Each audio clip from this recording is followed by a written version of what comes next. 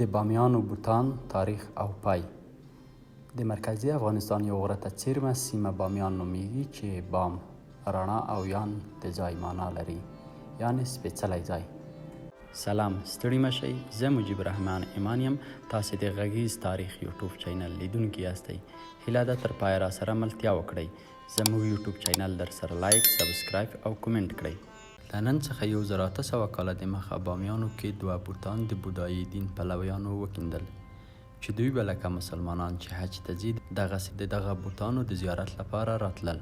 کله چې د کوشاني سلسلې امپراتور کنشکا بودایي مذهب ومنانو په اوله میلادي پیړۍ کې په افغانستان کې کریک بودیک تمدن راشین او په لرغونې ټولنه هر اړخیز تاثیرات وشیندل. د نوموړي مدنیت اثرات په افغانستان کې محدود پاتې نشول، بلکې د جاپان، کوریا او چین څخه بیا تر اوسني ایران او سیستان، سریلانکا او هند څخه بیا تر سیر دریا او تاجکستان پورې ټولې سیمې تر خپلې اغیزې لاندې راوستلې.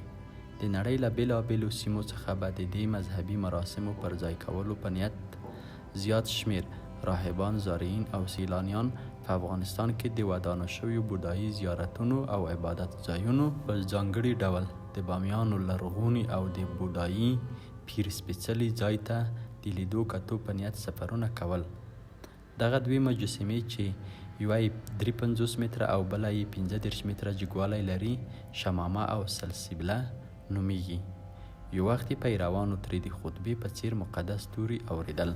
په 900 میلادي کال کې حجاج بن یوسف د عراق والی پر دې مجسمو لومړی یرغل او د نورو خرابیو ترڅنګ یې ګڼې خزانې لکه زر، غمي او نور چور کړل. وروسته بیا یعقوب بن لیث صفار په لسګونو کچرو بار طلا د بودا له وجوده چور کړه. ورپسې چنګیز د دې مجسمو ساتونکي دیوالونه ړنګ کړل.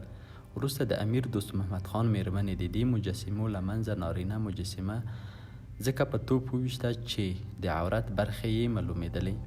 وروسته امیر عبدالرحمن خان د دې بوتانو مخونه وتوږل. د شېروي د یرغل او وروستیو کورنیو جګړو دا سیمه په کنډواله بدله کړې او د طالبانو دولت په 2001 کال کې د 15,000 کیلو باروتو په زور دا مجسمې په پراخه کچه له منځه یوړې او تر اوسه پورې بیا نه دي ودانې شوې.